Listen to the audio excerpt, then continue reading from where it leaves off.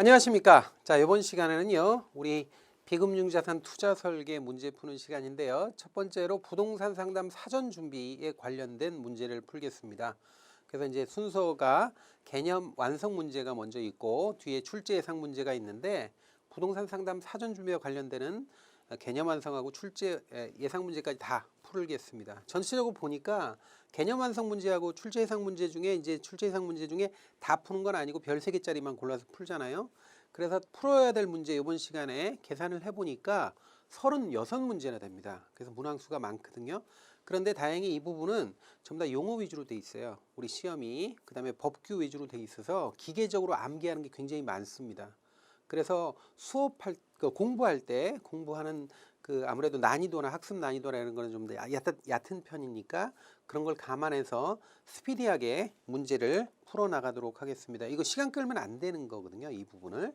자, 그러면 이제 본격적으로 문제를 풀도록 하겠습니다. 1번부터 보겠습니다. 자, 1번 다음 중 준부동산에 해당하지 않는 것은 이렇게 돼 있죠. 옆날 준부동산이라는 건 원래는 부동산이 아닌데 부동산으로 간주하여 취급하는 것이거든요. 근데 이제 부동산으로 간주해서 취급한다 그래서 부동산에 관한 규정을 준용한다 그래서 준부동산이에요. 그런데 이 준부동산의 요건은 뭐냐면 반드시 부동산이 아니지만 등기나 등록이라는 공시 방법을 갖춰야 됩니다.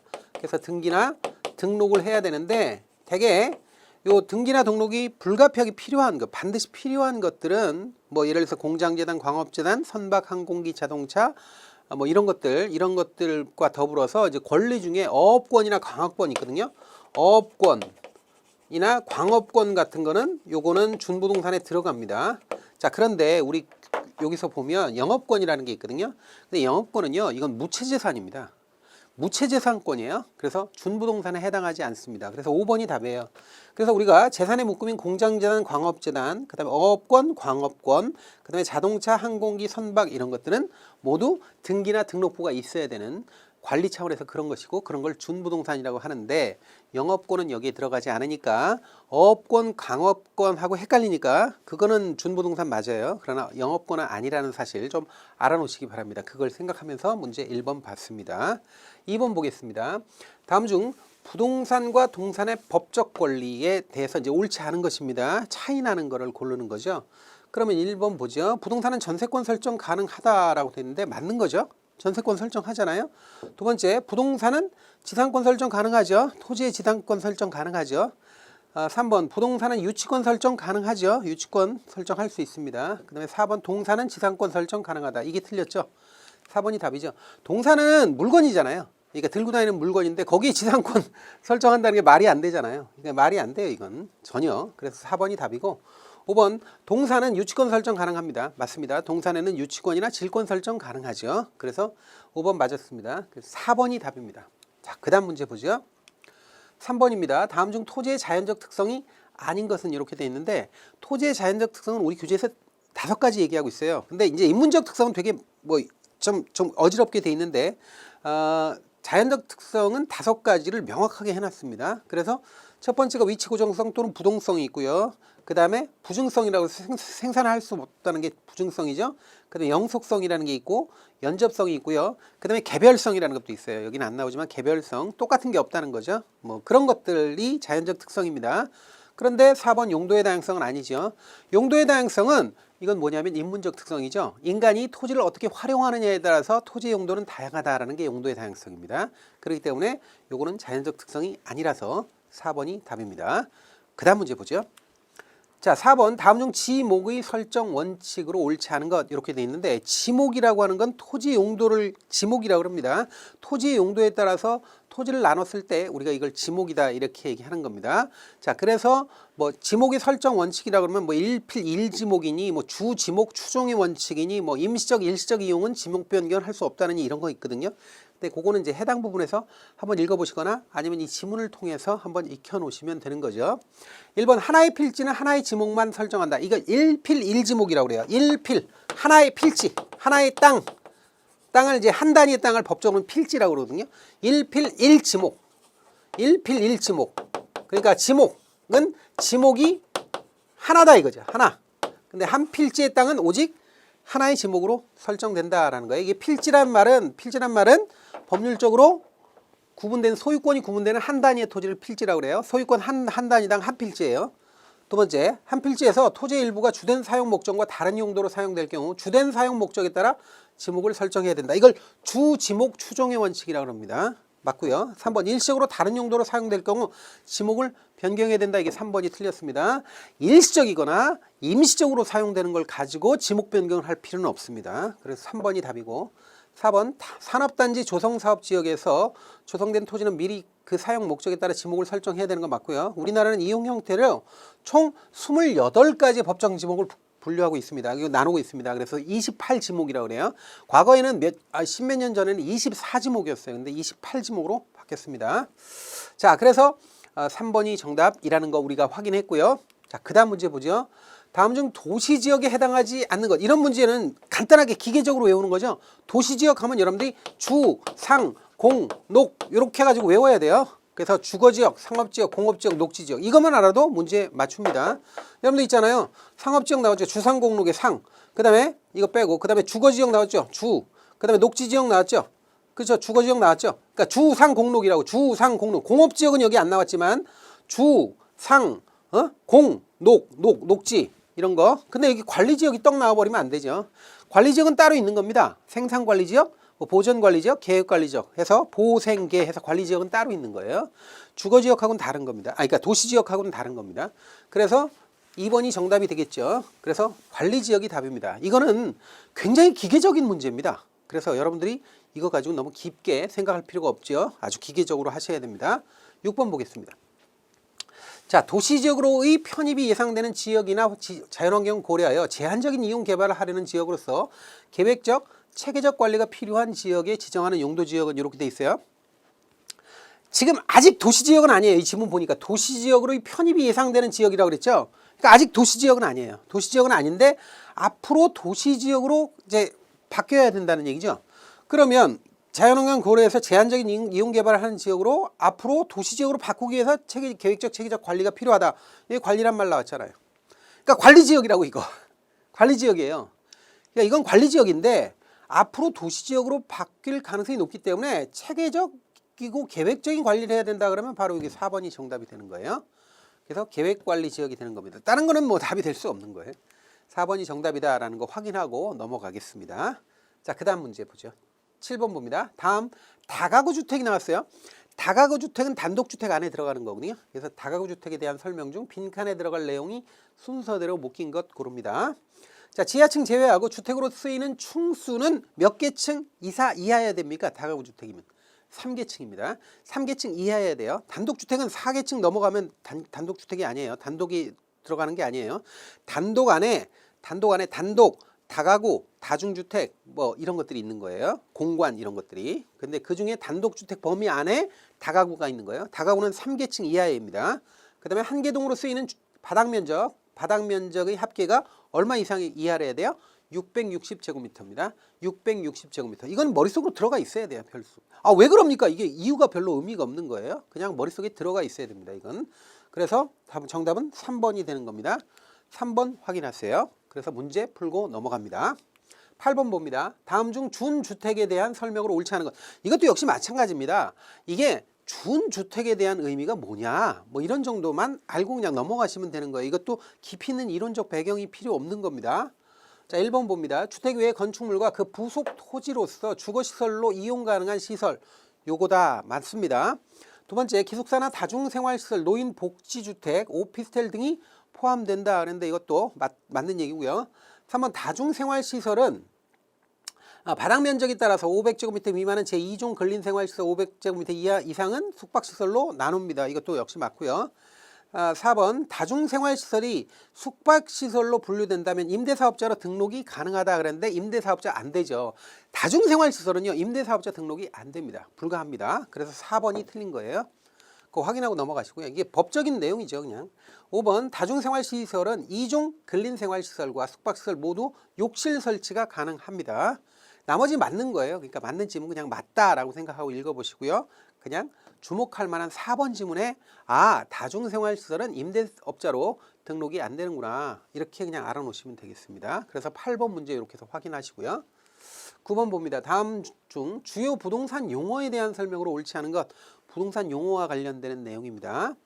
자, 1번 획지는 가격 수준에 의해 구별되는 경제적 개념이에요. 그래서 획지란 말하고 비교하는 게 필지하고 구분하죠. 필지는 조금 전에 우리가 봤죠. 필지라고 하면 법률적인 개념으로서 소유권은 한 단위 하나의 땅을 표현할 때 표현하는 쓰는 용어입니다. 이거에 반해서 획지는 법률적 용어가 아니에요. 이게 획자가 법률 용어가 아니라 요건 경제적 용어로 가격 수준이 비슷한 일단의 토지를 얘기하고 경제적 개념이에요. 그러니까 이건 법률적 개념이고 소유권을 구분하는 단위예요.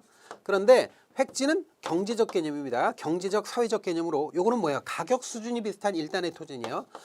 가격 수준과 관련돼서 가격 수준이 비슷한 걸 묶어가지고 획지다 이렇게 표현한다는 거 알아놓으시면 되겠죠. 그래서 1번 맞는 거고요. 2번 기존 건축물의 면적, 연면적, 층수, 높이를 늘리는 것을 늘어난다 그래서 증축이라고 한다라는 거예요. 3번 기존 건축물의 전부를 싹 다 철거하고 종전과 같은 규모의 건축물을 축조한다. 그럼 이걸 재축이라고 안 하고요. 개축이라고 합니다. 고칠 개자를 써서 개축 이렇게 표현해요. 개축 고칠 개자를 써요. 그래서 개축이다 이런 표현을 쓰거든요. 개축이라는 표현을 써요. 재축은 천재지변으로 멸실되었을 때 똑같이 짓는 게 재축이에요. 그래서 요거 3번이 틀린 겁니다. 재축이 아니라 개축 이렇게 해야 됩니다. 그 다음에 4번 대지 면적에 대한 건축 면적의 비율을 건폐율이라고 합니다. 건폐율이란 말은 대지 면적에 대한 건축 면적이니까 건국대학교예요. 건대. 그래서 건축 면적, 대지 면적 이렇게 되는 거예요. 대지 면적에 대한 건축 면적의 비율. 그럼 이거 건폐율이고 용적률은 반면에 연대죠. 연세대학교. 연면적 여기 대지 면적이에요. 그래서 4번 맞고요. 5번 지하층은 용적률 산정에 사용되는 연면적이 포함되지 않습니다. 그러니까 연면적 우리가 산정할 때 우리가 용적률 얘기할 때 연면적이 분자가 되는데 이 연면적 안에 지하층은 들어가지 않습니다. 지하층은 들어가지 않는다는 거예요. 5번 맞았죠. 자, 그래서 지금 3번이 정답이 되는 겁니다. 자, 그래서 9번 봤고요. 다음 문제 보죠. 10번 봅니다. 10번도 대출 규제 관련 용어잖아요. 이런 것도 시간 끌면 안 되는 겁니다. 우리가 앞부분에 지금 이번 시간에 푸는 문제들은 거의 대부분 용어를 아는지 모르는지 물어보는 겁니다. 그래서 난이도가 낮아요. 이런 거는 여러분들 충분히 전부 다 맞출 수 있는 거고 이해가 안 돼서 틀리는 건 아니니까 꼭 꼼꼼하게 정리하셔야 됩니다. 자, 가번 봅니다. 담보대출의 가치 인정 비율을 의미하며 담보 인정 비율이라고도 합니다. 근데 일반적으로는 대출 비율, 대부 비율, 뭐 융자 비율 뭐 이런 식으로 얘기하죠. 이걸 뭐라고 그러냐면 LTV라고 합니다. 이게 이제 정확하게 LTV입니다. LTV입니다. LTV가 loan to value라는 말을 줄여서 그냥 loan to value ratio 그래서 그냥 LTV 이렇게 얘기하죠. LTV입니다. 어쨌든 자, 그 다음에 이거 LTV. 자, 그 다음에 두 번째 총소득에서 부채 연간 원리금 상환액이 차지하는 비율. 그러니까 총소득이 그냥 연봉이라고 합시다. 총소득. 여기 대해서 연간 내는 원리금의 비율. 이걸 얘기하는 거거든요, 이게. 그러면 이걸 뭐라고 그래요, 이걸? DTI라고 하는 거예요. Debt to income. 그러니까 debt to income. 이걸 줄여서 income 이렇게 줄여서 이걸 DTI다 이렇게 얘기합니다. 자, 그 다음에 답은 보면 대출자의 소득 대비 원리금의 비율이다. DTI고 소득 대비 원리금의 상환액의 비율이다 이렇게 얘기하면 이건 그냥 머릿속에 담아놓으세요. 요즘에 좀 잘 나가는 용어니까 DSR입니다. DSR이니까 Debt Service Coverage Ratio 뭐 이렇게 해가지고 DSR이라고 합니다. 자, 그래서 순서대로 이거 맞는 거 고르는 거예요. LTV, DTI, DSR. LTV, DTI, DSR. 그렇지. 4번이 답이죠. 다른 건 뭐 다 틀린 거고. 하나씩 이상은 다 틀린 거고. 그래서 4번이 정답입니다. 자, 이런 거 여러분들 틀리면 안 됩니다. 이런 용어 나오면 다 맞추셔야 돼요. 이런 거는 이론이 아니에요. 이건 그냥 이런 용어를 숙지해 놓는 거죠. 자, 그래서 10번 문제 봤습니다. 11번 봅니다. 다음 중 공시가격에 대한 설명으로 옳지 않은 것. 여러분들 공시가격 하면 토지의 경우엔 표준지 공시가격과 개별 공시가격 이렇게 나누죠. 그럼 일단 1번부터 봅니다. 용어를 해설하는 거니까 1번. 표준지 공시가라고 나왔어요. 표준지 공시가는 결정공시의 주체가 누구야? 국토교통부 장관이에요. 그래서 이거 짝이 다 맞아야 돼요. 표준지는 국토교통부 장관, 개별 공시가는 시군구청장이에요. 그래서 그런 것도 잘 알아놓으세요. 1번 맞고요. 2번 표준지 공시가는 약 50만 필지에 대한 단위 면적당 가격입니다. 과거에 한 20년 전에는 20년 전에 바뀌었죠. 45만 필지였다 50만 필지로 바뀌어가지고 지금 쭉 이어옵니다. 그래서 표준지를 대한민국에 있는 모든 토지를 표준지가 되는 게 아니라 50만 필지 정도만 뽑아가지고 이렇게 해서 그걸 표준지를 가격을 산정합니다. 참고로 우리나라의 땅은요, 우리나라의 토지는 약 2천만 필지 정도 있습니다. 건물이 한 3천만 필지 돼서 전체가 토지하고 건축물 등기부를 다 합치면 한 5천만 정도 돼요. 근데 그 중에 이제 2천만 넘을 겁니다. 그러니까 땅 필지는 늘었다 줄었다 하는 거예요. 늘었다 줄었다 하는데 아마 2천 몇백만 필지 될 겁니다. 근데 어쨌든 2천 몇백만 필지가 있는데 그 땅을 모두 평가하는 게 아니고 표준지라 그래서 50만 개만 뽑아요. 50만 개만 뽑아서 그것도 정확하게 50만 개도 아니에요. 50만 필지 정도를 뽑아서 그래서 거기에 이제 가격을 매기는 걸 표준지 공시가라고 합니다. 그다음에 3번 개별 공시가가 나오는데 개별 공시가는 바로 이 표준지 공시가가 나오잖아요. 그러면 표준지 공시가를 기준으로 해서 시군구청장이 매기는 겁니다. 시군구 공무원들이 지적과 공무원들이 이제 가격을 매깁니다. 그래서 개별 공시가는 가격을 매긴 다음에 꼭 중요한 게 있어요. 표준지 공시가는 바로 개별 공시가를 매길 때 기준이 되는 거고 감정평가액 산정의 기준이 되는 게 표준지 공시가고요. 개별 공시가는 매기면 이걸 어디다가 쓰죠? 보통 어디다 써요? 개별 공시가. 이거 꼭 알아놔야 돼요. 개별 공시가가 궁극적으로는 이걸 가지고 쓰는 거거든요. 이게 지자체에서 지방자치단체에서 개별 공시가 산정해서 뭐 했어요? 부담금이나 아니면 세금 부과하는 데 기준이에요. 그러니까 각종의 부담금이나 세금 같은 거 매길 때 기준이다. 자, 그 다음에 표준지 공시가의 경우에는 부담금 세금 매기는 데 기준이 아니라 얘는 돈 줄 때 씁니다. 그래서 보상금 산정이 기준이에요. 보상금 산정이 기준이고 그 다음에 다른 부동산 다른 땅값 매길 때 기준이 되는 거예요. 그러니까 땅값을 매기는데 지표가 되는 거예요. 땅값을 매기는 가격 산정 기준이에요. 가격 산정의 기준으로 삼는 거예요. 또는 지표가 된다 이렇게 얘기합니다. 그래서 보상금 매길 때 쓰는 건 표준지 공시가고 세금이나 부담금 같이 돈을 뜯을 때 쓰는 거는 개별 공시가입니다. 이거 되게 중요한 거예요. 그래서 그거 알아놓고요. 지금 여기서 개별 공시가라는 게 세금 매길 때 쓰니까 이게 민감하단 말이에요. 그래서 이거에 이의가 있는 사람은 이의 신청할 수 있거든요. 그러면 이의 신청 언제까지 할 수 있냐면 공시일로부터 30일 이내 하는 거예요. 60일이라서 틀린 거예요. 여기 30일입니다. 그래서 요게 틀렸습니다. 4번 개별 공시가는 과세 기준이 됩니다. 그러니까 세금 매길 때 기준이에요. 그다음에 개별 공시가는 시군구청장이 공시하는 겁니다. 이거 다 중요한 지문입니까? 꼭 알아놓으셔야 됩니다. 꼭 반드시 알아놓으시는 겁니다. 자, 그다음 문제 보죠. 다음 중 등기사항 증명서에 대한 설명으로 옳지 않은 것은 이렇게 되는데 여기서 등기사항 증명서라는 표현 나오는데 이게 이제 바뀐 거죠. 용어가 풀네임이 등기사항 증명서 이렇게 바뀌었는데 이게 100년 동안 등기부 등본이었어요. 계속 등기부였어요. 그냥 등기부. 그 다음에 이거를 이제 원본을 주는 게 아니라 우리가 떼는 거는 등본이니까 등기부 등본 또는 뭐 등기부 여기까지만 해도 되죠. 어쨌든 등기사항 증명서가 등기부예요. 그냥 토지 등기부. 그래서 이 등기부에 대한 설명으로 옳지 않은 것을 고르는 겁니다. 자, 1번 순위번호는 등기한 순서대로 이렇게 쭉 번호를 매기죠. 맞습니다. 두 번째 동일한 구에서는 동일한 구를 동구라고 그래요. 동일한 구. 그러니까 우리가 등기부는 있잖아요. 세 개의 부분으로 돼 있어요. 표제부하고 갑구, 을구 이렇게 돼 있습니다. 그래서 갑구, 을구 할 때 구라는 표현 쓰잖아. 구. 그래서 같은 구, 같은 갑구, 같은 을구 이런 뜻이죠.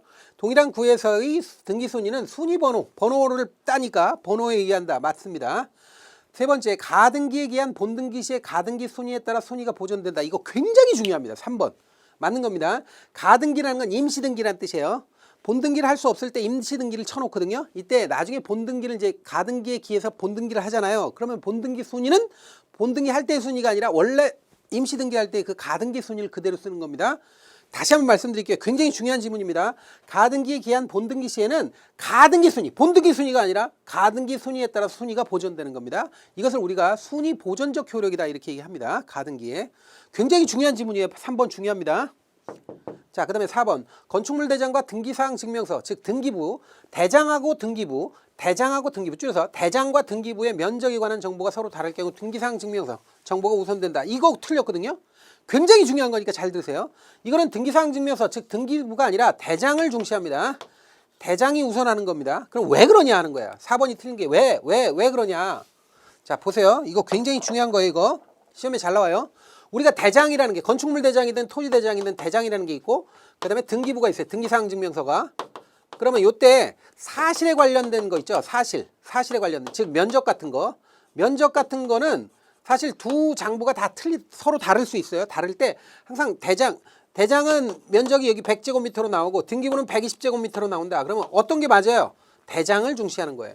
그러니까 면적에 관한 사항 또는 사실에 관한 내용은 대장이 우선한다는 거고, 그다음에 권리에 관한 사항 있죠. 권리에 관한 사항. 예를 들어서 대장에는 권리 이 땅 주인이 A로 돼 있는데 등기부에는 B로 돼 있다. 이렇게 될 수 있거든요. 이때는 누가 주인이죠? 누가 주인이냐면 B가 주인이에요. 즉 권리에 관한 사항은 등기부가 우선한다는 거예요. 잘 들으세요. 면적과 같은 사실관계는 대장이 우선한 거예요. 그 다음에 소유권이나 각종의 권리에 관한 사항은 등기부에 나오는 걸 우선하는 거예요. 등기부가 만든 거예요. 굉장히 중요합니다. 굉장히 중요해요. 그래서 꼭 알아놓으세요.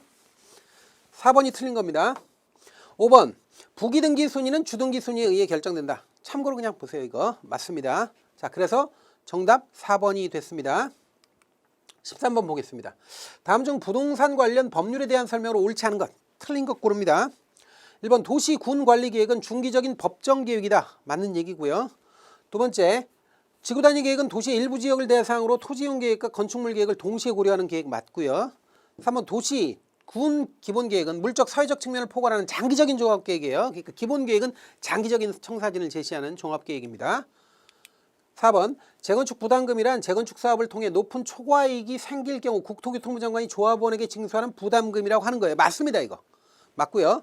5번 재건축 조합원 지위 양도 금지는 투기과열지구에서 이제 대개 보면 이거 규제로 들어가거든요. 이때 조합이 설립된 단지는 조합원의 지위를 승계받지 못하 투기과열지구에서 조합이 설립된 단지는 조합원의 지위를 승계받지 못하게 하는 것이에요. 이게 그 의미예요. 그런데 증여의 경우 예외적으로 지위 승계 가능하다. 이거 안 됩니다. 그러니까 우리가 투기과열지구로 지정되잖아요. 그러면 증여를 통해서도 재건축 조합원 지위 양도는 금지됩니다. 그러니까 증여도 안 된다고요. 가능이 아니라 불가능해요. 안 돼요. 그래서 요거 5번이 틀린 겁니다. 그래서 투기과열지구로 지정이 되면 여러 가지 측면에서 투기가 발생할 가능성이 높은 어떤 행위를 다 차단시키는데 여기 증여라는 행위도 재건축 조합원 지위 양도할 때 증여도 안 된다라는 거예요. 그것도 규제하고 있다라는 거 알아놓으시면 되겠습니다. 그래서 5번이 답입니다. 그 다음 문제 보죠. 14번 다음 중 투기지역 지정에 대한 설명으로 옳지 않은 것. 투기지역은요 대개 기획재정부 장관이 지정하죠. 이건 대개 투기지역으로 지정되면 돈을 묶어요. 돈 자금의 흐름을 묶는 거예요. 돈이 돌지 못하게 뭐 대출 제한을 한다든가 이런 식으로 돈을 묶어요. 그런데 투기과열 지구로 지정되면 이건 되게 행위를 차단하죠. 거래 행위 같은 거를 이제 못하게 차단하는 경향이 있습니다. 자, 옳지 않은 건 1번 투기지역은 기재부 장관이 정하는 거고요. 그 다음에 2번 투기지역으로 지정되면 LTV DTI는 40% 적용된다. 그렇죠. 이렇게 돈을 묶어요. 대출 같은 걸 규제해서. 3번 부동산과 관련된 거래 자체를 차단한다. 이거 아니에요. 거래 자체를 차단하는 건 행위를 묶는 거거든요. 행위를 묶는 거는 투기지역이 아니라 투기과열지구로 규제됐을 때입니다. 그래서 3번이 답입니다. 4번 투기지역으로 지정되면 주택담보대출의 만기 연장이 제한되죠. 돈을 묶으니까. 4번, 5번 자금의 흐름을 규제한다. 그러니까 돈을 규제한다고. 돈을 묶는 거예요. 규제한다는 점에서는 간접적인 규제를 볼 수 있다는 겁니다. 맞습니다. 자, 그 다음 문제 보죠. 15번 다음 중 주택임대차보호법에 대한 설명을 옳은 것. 주택임대차보호법이니 상가임대차보호법이니 이런 것들 있잖아요. 전부 다 중요한 내용이에요. 그리고 잘 나오는 내용인데 이게 어려운 건 아닙니다. 절대 어려운 거 아니니까 중요한 부분을 확인하셔야 됩니다. 자, 1번 봅니다. 적용 범위는 보증금 4억 미만인 주택이다. 그런데 보증금 제한은 없어요. 4억 미만이든 10억 미만이든 100억 미만이든 상관없어요. 보증금에 대한 제한은 없어졌습니다. 1번 틀렸고요. 2번 일부를 주거 이외의 목적으로 사용하더라도 적용된다. 이게 맞는 거죠. 그러니까 주거 이외의 목적으로 사용하고 일부만 주거용으로 됐다 하더라도 그 일부에 대하여 주택임대차보호법의 보호를 받을 수 있는 겁니다. 그래서 2번 맞아요. 2번은 틀린 데가 없어요. 그래서 옳은 것 고르는 거니까 2번이 맞는 겁니다. 답이에요. 3번 대항력은 인도와 전입신고를 한 날부터 발생한다. 아니에요. 대항력은 인도와 전입신고를 한 다음 날부터 발생해. 이 길이에요. 이 길. 한 날이 아니라 한 다음 날. 이 길 발생합니다. 다음 날 발생한다라는 거예요. 4번 가족이 있다면 가족 전원을 신고해야 된다. 전입해야 된다 이거죠. 틀렸습니다. 가족 전원이 아니라 일부도 가능합니다. 일부도 된다. 일부도 가능하다. 하는 거고, 그다음 5번 보죠. 불법 건축물이나 비닐하우스는 적용 대상에서 제외된다. 아하, 비닐하우스는 적용 대상에서 제외되는 거 맞아요, 이건. 그런데 불법 건축물은 포함됩니다. 불법 건축물은요, 제외되는 게 아니라 얘는 포함이에요. 불법 건축물도 비닐하우스는 제외되는 거 맞아요. 그러나 불법 건축물은, 그러니까 무허가 건물을요, 무허가 건물도 거기 세입자가 있다면 보호해 줍니다. 다만 비닐하우스는 보호해 주지 않습니다. 그래서 요거 지금 2번만 맞았고 나머지 다 틀렸어요. 틀린 것이 어떤 것인지 확인해야 돼요. 이 굉장히 중요한 문제입니다. 15번 체크해 놓으세요. 다음 문제 보죠. 16번. 이번엔 이제 상임법입니다. 상가 임대차보호법이에요. 상임법에 대한 설명을 옳지 않은 것입니다. 1번 우선 변제권은 대항력과 확정일자 갖춰야 된다. 이건 당연한 거죠. 우리가 대항력이라는 게 있고 우선 변제권이라는 게 있죠. 대항력은 인도와 주민등록하면 되죠. 또는 상가 임대차보호법의 경우는 인도와 사업자 등록하면 돼요. 근데 이제 우선 변제권은 여기다 확정일자까지 받아야 되겠죠. 1번 맞고요. 2번 최우선 변제권은 대항력 갖춰야 됩니다. 이게 맞고요. 3번 수도권 중 과밀 억저권역의 최우선 변제 금액은 1,900만 원 이하다. 여러분들 금액은 너무 신경 쓰지 마세요. 금액은 매번 달라집니다. 몇 년 지나면 또 바뀌어요. 그래서 이거는 금액은 너무 생각하지 마세요. 아, 그런가 보다 하시면 돼요. 그 다음에 4번 최우선 변제되는 소액 임차 보증 금액은 경매대금의 2분의 1 초과할 수 없다는 거 맞아요. 자, 그 다음에요. 5번 임대차 기간을 정하지 않은 계약의 기간은 2년으로 본다. 이렇게 되는데 2년이 아니라 1년이죠. 이게 틀렸습니다. 2년이 아니라 요거 1년입니다. 그래서 이런 것들이 좀 특이한 거니까 특별한 거 이런 것들 체크하고 넘어가시면 돼요. 근데 너무 숫자는 너무 신경 쓰지 마세요. 근데 중요한 숫자는 이런 거는 좀 알아놓으세요. 2년이 아니라 1년이다. 이렇게 알아놓으시면 되겠습니다. 자, 이렇게 해서 16번까지 봤는데 이 16번까지가 이게 5번이 답이죠. 16번까지가 이게 이제 개념 완성 문제고요. 이제 출제 예상 문제를 보겠습니다. 근데 이 출제 예상 문제는 별 3개만 골라서 풀죠. 별 3개만 골라서 푸는데 이 출제 예상 문제에 앞서서 우리가 개념 완성 문제 할 때 했던 내용도 있고 하니까 빨리 합니다. 그리고 이게 제가 모두에 말씀드렸지만 이쪽은 그렇게 난이도가 높질 않아요. 그래서 이런 걸 시간을 많이 끌면 안 됩니다. 자, 그러면 별 3개짜리 골라서 우리가 보겠습니다. 8번이네요. 다음 중 지목의 종류에 대한 설명으로 잘못 연결된 거. 지목이 있죠? 지목은 토지의 용도에 따라서 28개로 나눈다고 그랬어요. 자, 1번 전은 이제 밭이란 뜻이에요. 물을 상시적으로 이용하지 않고 곡물 등을 재배하는 토지 맞고요. 목장용지, 자 축산업 및 낙농업을 하기 위해 초지를 조성한 토지 맞겠고요. 대하면 이거 뭐야? 대라는 거는 대는 터대자예요. 이게 한자로 낙성대 할 때 대자입니다. 낙성대 할 때 서울에 낙성대라는 동네가 있잖아요.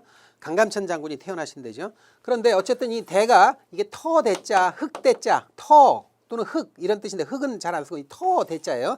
그래서 이거는 뭐냐면 건물이 있거나 건축물을 세울 수 있는 토지가 일반적인 토지가 더 됩니다. 그래서 영구적 건축물 중 박물관, 미술관, 극장 등 문화시설이 접속된 정원까지 포함된다 이거예요. 이건 좀 협소하게 잡았지만 어쨌든 건축물이 있거나 건축할 수 있는 토지가 되고 여기 틀린 데는 없습니다.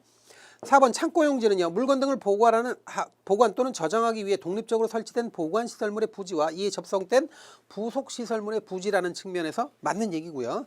하천은요. 완골 등이 자생하는 배수가 잘 안 되는 토지. 이게 문제예요. 지금 하천이 아니고 배수가 안 된다 그랬잖아요. 물이 안 통한다는 거 아니에요. 그러면 이건 연못이잖아요. 지금 연이라고 돼 있잖아요. 이게 연이라는 게 이제 연꽃 연근 재배하는 데가 연이잖아요. 그러니까 연이나 왕골이나 뭐 미나리꽝이나 이런 거 재배하는데 미나리 같은 거 재배하는데 이런 데면 이거는 이제 일종의 이건 뭐예요? 저수지 같은 거잖아요. 막혀 있는 배수가 안 된다 그랬잖아요. 그러면 이걸 뭐라 그래요? 유지라고 그래요. 유지. 유지가 유자가 이게 막아놨다는 뜻이에요. 이게 물을 막아놨다는 거예요. 지자가 이게 연못 지자라고 이게.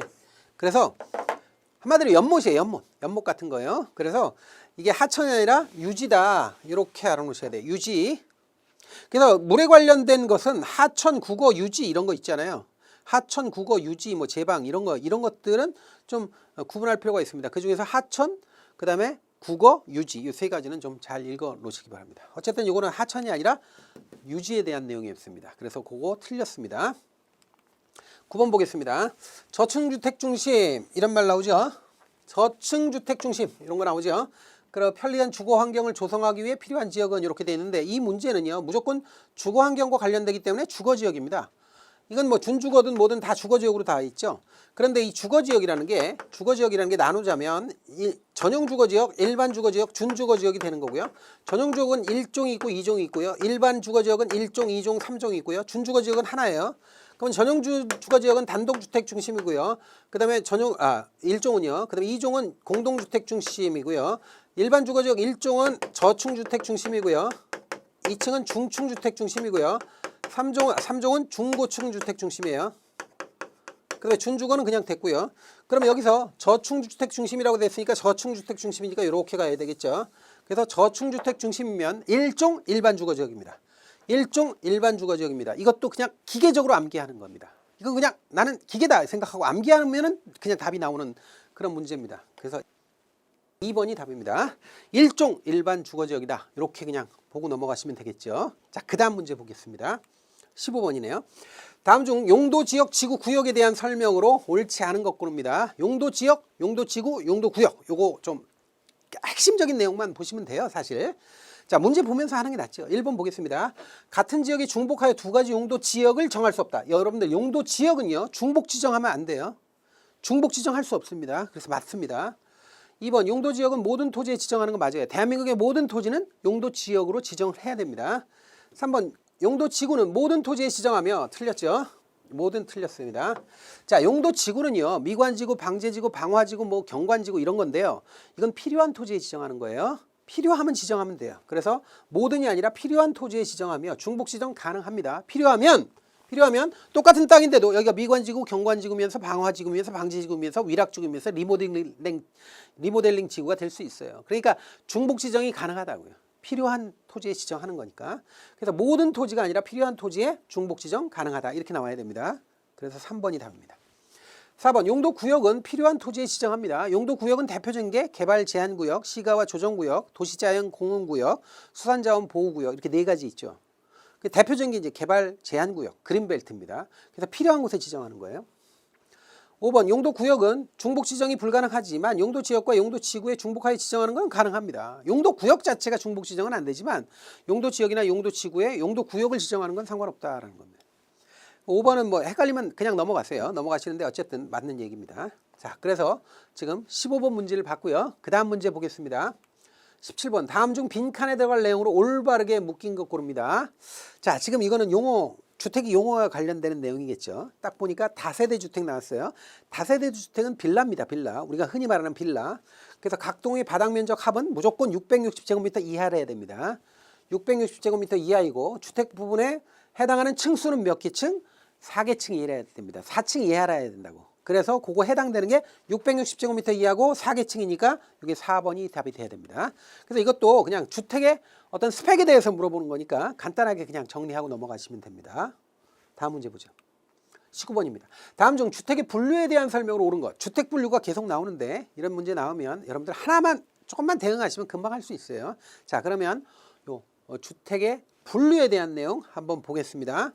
자, 1번 단독주택에는 단독주택의 형태를 갖춘 가정 어린이집, 공동생활가정, 노인복지주택. 아, 이게 틀렸네요. 노인복지주택은 여기 단독에 들어가지 않죠. 요거 빠져야 됩니다. 실버주택은 빠집니다. 그래서 요거 빠진다라는 게 특징이고요. 2번 다중주택은 독립된 주거 형태에 갖춰야 된다. 아니에요. 다중주택은요, 벌집이거든요.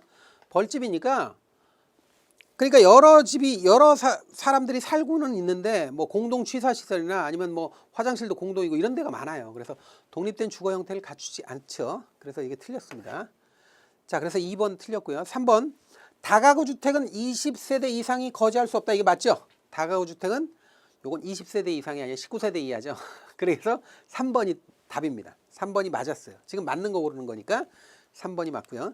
4번 기숙사는 한 개동의 공동 취사시설 이용 세대수가 전체의 50% 미만이래야 된다 이렇게 됐는데 이게 조금 외진데 나왔어요. 조금 디테일한데 50% 미만이 아니라 50% 이상이어야 한다 이렇게 나와야 됩니다. 그래서 거기 틀렸습니다. 50% 미만이 아니고 이상 이렇게 나와야 됩니다. 자, 그 다음에 5번 주택으로 사용되는 한 개동의 바닥 면적이 660제곱미터예요. 그리고 층수가 4층입니다. 그러면 660이니까 660제곱미터 이하고 층수가 4층이다. 이렇게 돼 있으면 연립주택이 아니죠. 연립주택은 660 초과해야 돼요. 660 들어가면 안 돼. 660보다 더 많아야 돼요. 그게 연립이에요. 그래서 요거는 연립주택이 아니라 이건 다세대입니다. 다세대 주택이라고 해야 됩니다. 연립주택은 요 660제곱미터 초과예요. 초과. 660제곱미터면 안 돼요. 그거보다 초과해야 돼. 초과. 자, 그래서 5번 틀렸죠. 지금 3번이 답입니다. 그래서 여러분들 요거 문제 봤고요. 다음 문제 21번입니다. 21번은 이제 도시형 생활주택에 대한 내용인데 한번 보죠. 옳지 않은 것 고릅니다. 1번 분양가 상한제 적용받는다. 이게 벌써 틀렸네요. 자, 도시형 생활주택은요. 분양가 상한제하고 아무 관련이 없습니다. 적용 안 받습니다. 그래서 1번이 답이네요. 그냥 바로. 나머지는 스펙이니까 그냥 확인만 하고 넘어가겠습니다. 도시지역에 건설하는 300세대 미만의 국민주택 규모에 해당하는 주택입니다. 근데 여기서 도시지역에 건설하는 거지 비도시지역 그럼 큰일 나요. 비도시지역에 건설하면 그건 도시형이 아니죠. 이름 자체가 도시형 생활주택이잖아요. 도시형 생활주택은 오직 도시지역에만 건설할 수 있고요. 비도시지역은 건설할 수 없습니다. 3번 반드시 도시지역에 건설해야 된다. 맞죠? 4번 단지형 연립, 단지형 다세대, 원룸형 등으로 구분합니다. 뭐 이게 일반적이죠. 이렇게 원룸형이 제일 많죠. 그래서 그 다음에 5번 원룸형의 경우 세대장 주거 전용 면적이 60제곱미터 이하이며 지하층을 설치할 수 없다는 것도 좀 알아놓으시기 바랍니다. 여기서 50으로 이거 바꾸죠. 60제곱미터를 50제곱미터로 바꾸는 경우도 있으니까 한번 눈여겨봐 두시기 바랍니다. 이런 거는. 그때 21번 이렇게 해서 보고요. 23번 다음 중 건축에 대한 설명으로 옳지 않은 것, 틀린 것 고릅니다. 1번 이전은 건축물의 주요 구조부를 해체하지 않고 위치를 이렇게 옮기는 거 맞습니다. 2번 증축할 경우 기존 건축물보다 면적이나 층수 등이 높아진다. 그러니까 증가시킨다고 증축이죠. 맞죠? 그 다음에 3번 개축을 하기 위해서는 기존 건축물의 전보 또는 내력벽, 기둥, 보호, 지붕틀 중 셋 이상은 철거해야 됩니다. 그래야 개축, 고쳐 짓는 거죠. 4번 재축은 천재지변으로 멸실된 기존 건물을 종전보다 크게 땡 동일하게 이렇게 나와야 돼. 동일해야 돼요. 같게 똑같이 이렇게 축조하는 것을 말한다. 틀렸단 말이에요. 그러니까 크게가 아니라 동일하게 똑같이. 그래서 4번이 답입니다. 5번 신축은 기존 건축물이 멸시된 대지에 새로 건축물을 축조하는 것. 이게 신축이 되겠죠. 맞습니다. 다음 문제 보겠습니다. 자, 30번입니다. 다음 중 부동산 주요 용어에 대한 설명으로 옳지 않은 것. 용어 중에 틀린 게 뭐냐라는 거예요. 1번 LTV는 담보 인정 비율이라고 하는 거 맞죠? 그 다음에 2번 DTI는 총부채 상환 비율이라고 보통 얘기하는 거 맞고요. 3번 DSR은 총부채 원리금 상환 비율로 대출자의 소득 대비 원리금 상환액의 비율이다. 맞습니다. 이것도. 이거 데피니션이니까 이건 정확하게 이런 표현을 쓰는구나 하는 거 알아놓으시면 되고요. 4번 개별 공시가에 대한 이의 신청을 받은 시, 군은 신청기간 만료일로부터 30일 나왔잖아요. 그러니까 앞에 우리가 개념 완성 문제에서 60일 이내에 뭐 이의 신청한다 이게 틀렸다는 거예요. 이게 30일이에요. 이내에 이의 신청을 심사해 신청인에게 서면으로 통지해야 돼요. 그러니까 이런 것들은 웬만하면 다 30일입니다. 자, 5번 표준지 공시가는 토지 관련 국세나 지방세 부과 기준. 국세, 지방세, 세금이죠. 그러면 제가 말씀드렸잖아요. 세금, 부담금 부과 기준이다. 그럼 무조건 뭐예요? 표준지 공시가가 아니고 개별 공시가라고요. 세금 나왔잖아요. 세금 나왔고 부과 기준이고 개별 부담금 나왔잖아요. 그럼 무조건 이건 뭐예요? 표준지 공시가가 아니라 개별 공시가입니다. 개별 공시가. 그래서 뒤에는 읽어볼 필요도 없어요. 세금, 부담금, 부과 기준이다. 그러면 무조건 개별 공시가다라는 거 알아놓으세요. 표준지 공시가 아닙니다. 그래서 5번이 답입니다. 자, 그 다음 문제 보죠. 35번입니다. 다음 중 등기사항 증명서에 대한 설명으로 옳지 않은 것, 틀린 것 고릅니다. 1번 부동산 등기부는 부동산에 대한 권리관계를 기재한 공적 장부 맞죠?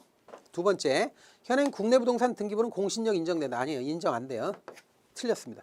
인정 안 됩니다. 인정 안 되고 우리나라는 부동산 등기부에 대한 공신력을 인정하지 않습니다. 인정하지 않아서 우리가 이런 거를 형식적 심사주의라고 하죠.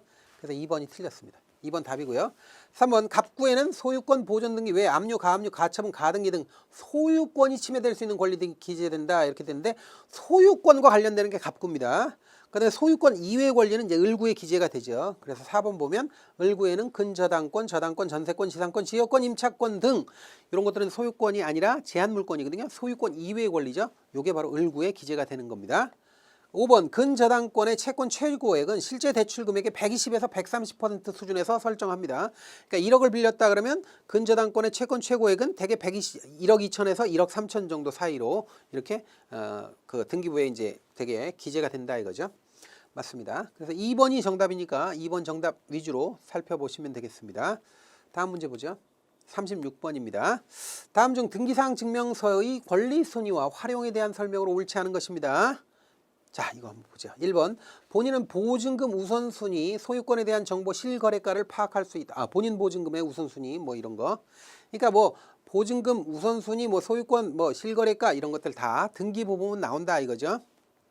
2번. 동일한 구에서는 그 순위 번호에 따라 등기 순위가 가려지죠. 갑구 또는 을구와 같은 갑구면 갑구 안에, 을구면 을구 안에 동일한 구 안에서는 번호가 있으니까 그 번호에 따라서 권리 순위가 달라진다는 거죠.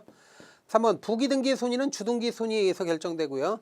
4번. 가등기 순위는 본등기 순위에 의해서 결정된다. 이게 바로 틀렸죠. 이게 바로 다 틀렸어요. 그래서 요 5번, 4번 지문 이거 굉장히 중요한 지문이니까 잘 보셔야 돼요. 자, 가등기는 왜 하는 거죠? 가등기는 순위 보전을 위해서 하는 거예요. 제일 큰 게 순위 보전을 위해서. 지금 내가 본등기를 쳐야 되는데 본등기 칠 수 있는 상황이 아니야. 그러면 임시등기인 가등기를 미리 쳐놓는 거예요. 그래서 가등기를 쳐놓고 나중에 본등기를 할 때는 본등기 할 때 순위를 쓰는 게 아니라 가등기 원래 쳐놓은 그 순위를 그대로 이어받아서 쓰는 거예요. 그래서 가등기는 가장 많이 활용하는 게 왜 가등기 임시등기를 하느냐? 순위 때문에 하는 거예요. 순위. 먼저 찜하려고 속된 말로 먼저 찜해 놓는 거란 말이에요. 그렇기 때문에 가등기에 의한 본등기 시에는 본등기 당시에 순위를 쓰는 게 아니라 가등기 순위를 쓰는 거예요. 그 전에 쳐놨던 가등기 순위를 그대로 이어받아서 쓰는 거예요. 그래서 이 지문은 전체가 다 틀렸어요. 전체가 틀렸고 이렇게 나와야 돼요. 가등기에 기한 본등기 시 본등기 순위는 가등기 순위에 의한다. 이렇게 나와야 돼요. 그래서 4번이 틀렸습니다. 5번. 등기사항 증명서의 면적이나 토지정보가 건축물 대장의 정보와 다를 경우 건축물 대장의 정보가 우선한다. 이것도 봤죠? 조금 전에. 그러니까 사실관계, 면적과 같은 사실관계는 대장이 우선한다는 거예요. 등기부가 아니라 대장이 우선한다. 그 얘기죠. 자, 그래서 4번이 답입니다. 다음 문제 보겠습니다. 자, 38번. 이제 부담금에 대한 설명으로 옳지 않은 것이네요. 각종 부담금에 대한 설명. 요거 조금 머리가 아프죠? 그거 좀 문제 통해서 이것도 익히셔도 돼요. 자, 1번. 농지병은 연 1회, 건축법에서는 연 1년에 2회 이행강제금 부과할 수 있습니다. 봐가지고 이제 활용을 잘 못하면 그 이행강제금이라는 거 하는 그 범칙금 비슷한 거 나옵니다.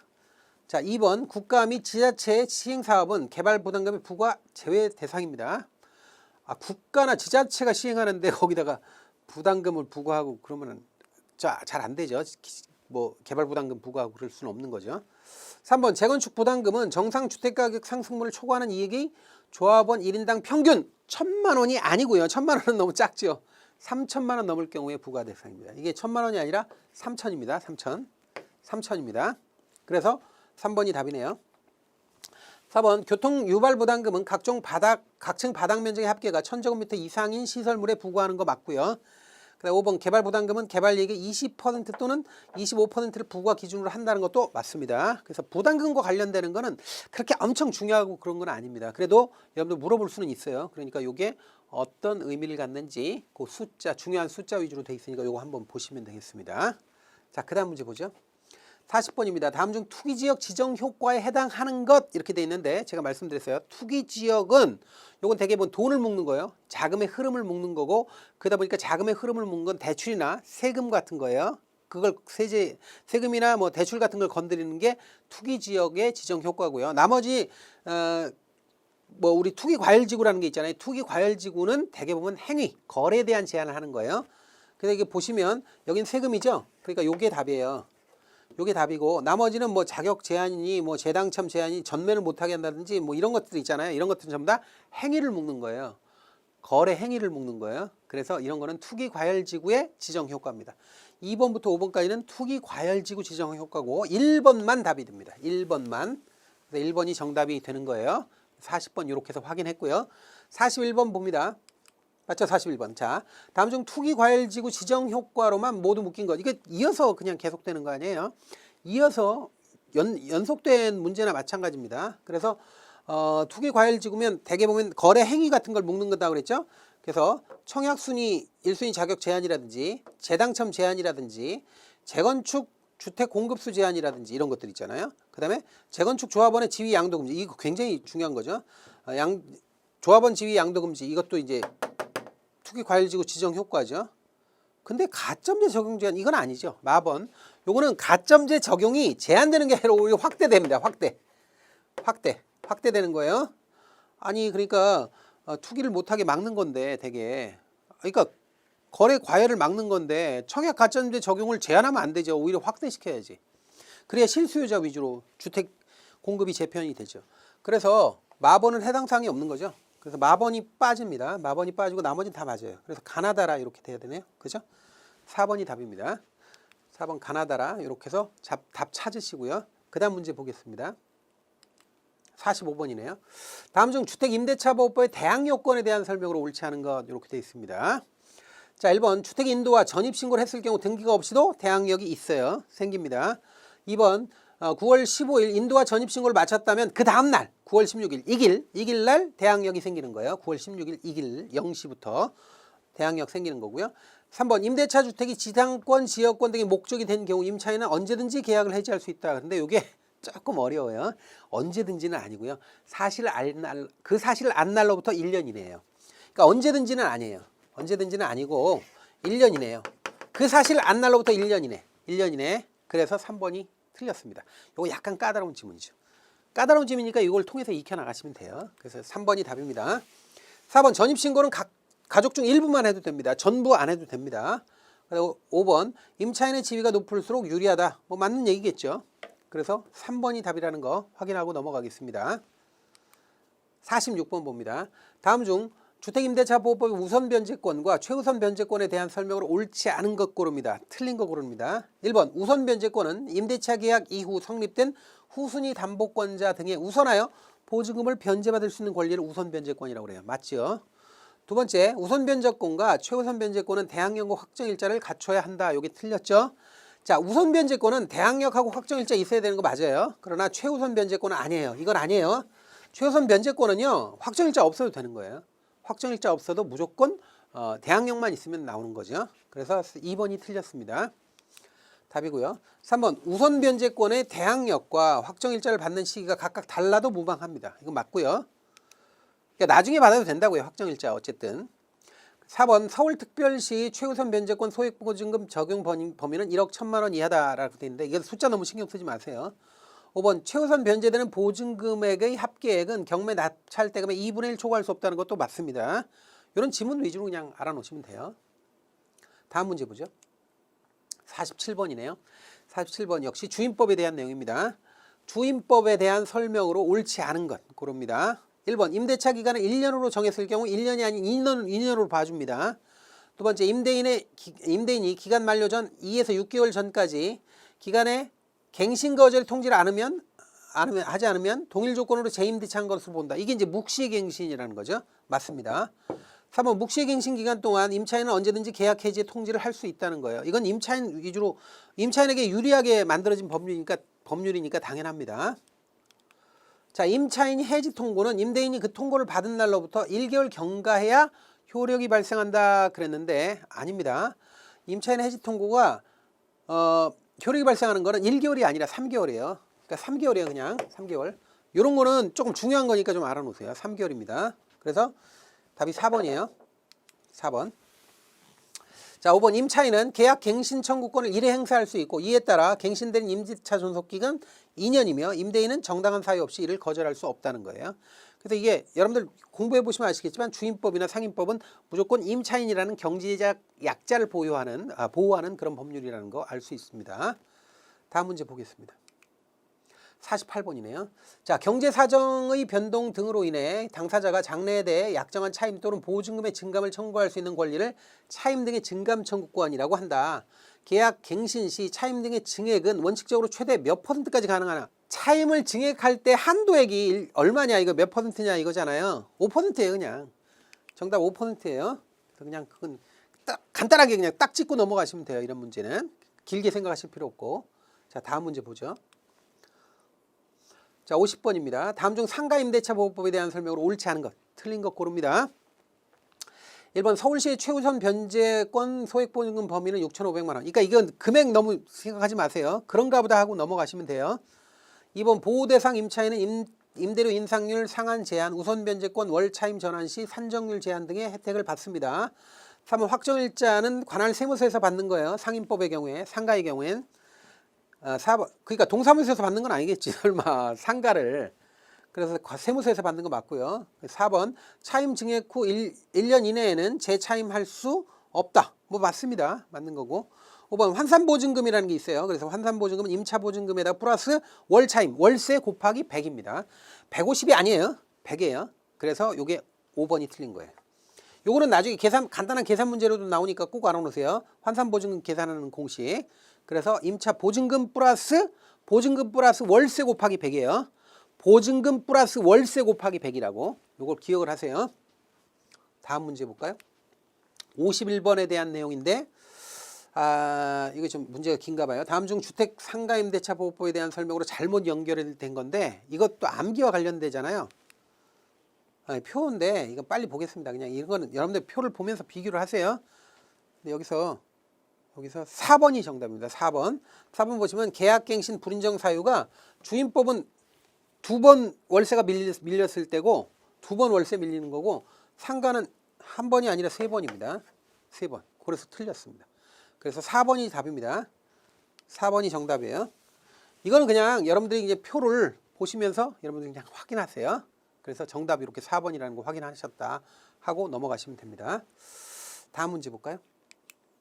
52번입니다. 상임법에서 임차보증금이 4억 원이고 월차임 100만 원일 경우 환산보증금. 여러분들 환산보증금 구하는 거 조금 전에 봤죠? 보증금, 환산보증금 어떻게 구한다? 보증금 플러스 월세 곱하기 100. 보증금 플러스 월세 곱하기 100.